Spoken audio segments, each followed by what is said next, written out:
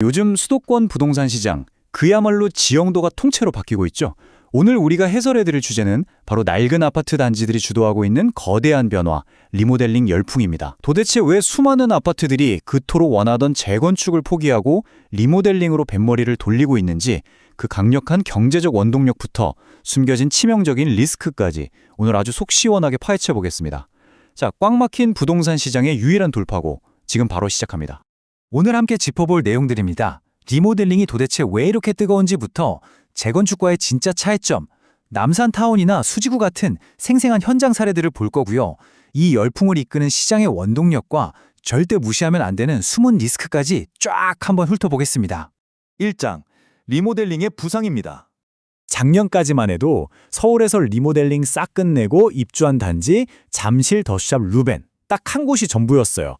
그것도 327가구 규모로 작았죠. 근데 올해는 시장 공기가 완전히 다릅니다.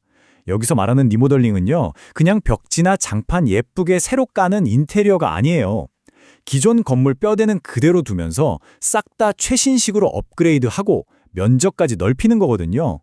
꽉 막힌 재건축 규제 속에서 이게 제일 빠르고 현실적인 대안으로 떠오르면서 지금 서울에서만 무려 70곳이 넘는 사업장이 이 과정을 밟고 있습니다. 2장, 재건축과 리모델링. 과연 뭐가 다를까요? 도대체 왜 다들 재건축 대신 리모델링으로 갈아타는지 이 두 가지를 비교해보면 바로 답이 나옵니다. 재건축은 기본 30년 이상 버텨야 하고요. 공공임대나 기부 체납 같은 조건도 엄청 까다로워요. 10년 이상 훌쩍 걸리는 건 기본이죠. 근데 리모델링은 지어진 지 딱 15년만 지나면 시작할 수 있습니다. 골치 아픈 기부 체납 헐들도 없고요. 주민들 뜻만 빨리 모이면 진짜 비교도 안 되게 속도를 낼 수 있는 거죠. 투자자나 실거주자 입장에선 안 끌릴 수가 없는 겁니다. 3장, 남산타운이 보여준 극적인 돌파구입니다. 서울 리모델링 시장에서 제일 덩치가 큰 중구 남산타운 아파트 얘기 좀 해볼까요? 자그마치 5,152가구 규모인데요. 여기가 2018년에 서울형 리모델링 시범단지로 꼽히고도 무려 8년 동안 옴짝달싹 못했어요. 왜냐하면 전체 가구 중에 2,034가구가 서울시 소유의 임대주택이라서 그 동의를 받아내는 게 너무 까다로웠거든요. 그러다가 최근에 기존 권리관계를 건드리지 않는 극적인 묘수를 찾아내면서 드디어 다가오는 2020년 4월에 조합 설립 조건부 인가를 앞두게 되었습니다. 정말 기나긴 행정전투였죠. 15억 9천만 원. 여러분, 이 숫자 한번 보시겠어요? 남산타운 전용 59제곱미터의 올해 3월 실거래가입니다. 작년 이맘때쯤엔 11억 원 안팎해던 물건이 이 리모델링 인가받을 거란 기대감 딱 하나로 1년 만에 거의 5억 원 가까이 뛰어버린 거예요. 시장이 이 소식을 얼마나 거대한 호재로 받아들였는지 아주 뼈저리게 느껴지시죠? 4장, 이번엔 수도권으로 번진 수지구의 나비 효과를 살펴보겠습니다. 남산타운이 서울 한복판의 불꽃이었다면 이젠 수도권 전체가 들썩이고 있습니다. 데이터가 아주 확실히 말해주고 있죠.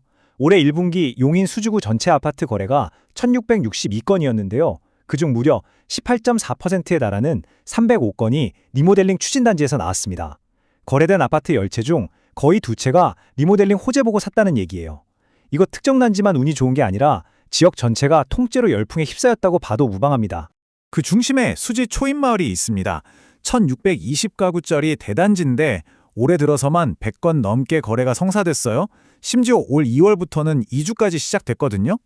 눈앞에서 팍팍 진행되는 속도감을 보니까 매수자들이 앞다퉈 달려들었고 전용 59제곱미터가 최근 7억 6,500만 원 찍으면서 시원하게 신고가까지 새로 섰습니다. 5장, 그렇다면 이 시장을 움직이는 진짜 원동력과 성공 사례들은 뭘까요? 양천구 목동같이 높은 용적률 때문에 재건축은 엄두도 못 내는 단지들까지 리모델링에 뛰어들고 있거든요. 이유가 뭘까요? 일단 조합이 만들어져도 재건축과 다르게 지위를 자유롭게 사고팔 수 있고요. 수도권 집값이 전반적으로 오르면서 사업성도 어느 정도 받쳐주기 시작했어요. 거기다 팍팍해진 대출 규제를 피해서 똘똘하면서도 가성비 좋은 리모델링 단지로 실수요가 몰리는 거죠. 그리고 뜨거운 청약 시장의 성적표도 한몫 단단히 하고 있습니다. 100대 1. 진짜 어마어마한 경쟁률이죠? 작년에 성남 분당에서 분양한 리모델링 단지 더샵 분당 티어1의 1순위 청약 경쟁률입니다. 전용 84제곱미터 분양가가 26억 원을 넘었는데도 서로 사겠다고 난리였어요. 이렇게 비싼데도 수요가 폭발한다는 건 이제 사람들이 리모델링 아파트를 그냥 대충 고쳐 쓴 집으로 절대 안 본다는 가장 확실한 증거입니다. 서울 중심부로 오면 분위기가 더 뜨겁습니다. 용산구 이촌두엘 같은 경우엔 특별공급 평균 경쟁률이 자그마치 147대 1이었어요. 분양가 상한제가 걸려있긴 했지만요. 결국 이거예요. 리모델링 싹 끝나서 새 아파트만 되면 시장에서는 그냥 신축 재건축 아파트랑 똑같이 대우해준다. 이 확신이 지금의 광풍을 만들어낸 핵심 엔진인 셈이죠. 6장. 하지만 잔존하는 위험과 비용, 이른바 추가 분담금 문제도 짚고 넘어가야죠. 자, 지금까지 장밋빛 얘기만 했는데 냉정하게 차가운 현실도 좀 봐야겠죠. 사업 빠르고 거래 자유로운 건 참 좋은데 치명적인 리스크가 있어요. 바로 미친 듯이 오르는 공사비입니다. 리모델링은 구조상 일반 분양 물량을 많이 뽑아낼 수가 없어요. 남한테 팔아서 남기는 수익이 적다는 뜻이죠. 그럼 어떻게 되냐? 눈덩이처럼 불어난 막대한 공사비를 기존 집주인들이 고스란히 추가 분담금으로 다 떠안아야 합니다. 이 업계 관계자분 말씀이 정확히 핵심을 찌르고 있는데요. 인허가 아무리 빨리 받으면 뭐합니까?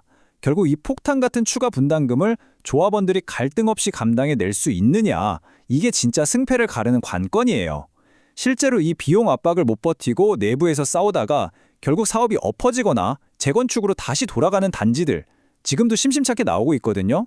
자, 하늘 높은 줄 모르고 치솟는 공사비, 그리고 집주인들의 숨통을 조이는 막대한 추가 분담금, 규제와 대출 압박 속에서 엄청난 속도로 지나온 생존 전략이지만 과연 이 뜨거운 리모델링 열풍이 팍팍한 건설업계의 현실을 뚫고 수도권의 스카이라인을 성공적으로 바꿔놓을 수 있을까요?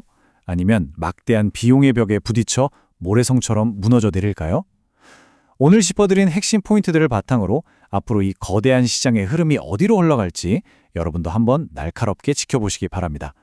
오늘 준비한 해설은 여기까지고요. 다음 시간에도 진짜 흥미진진한 이야기로 꽉 채워서 돌아오겠습니다. 감사합니다.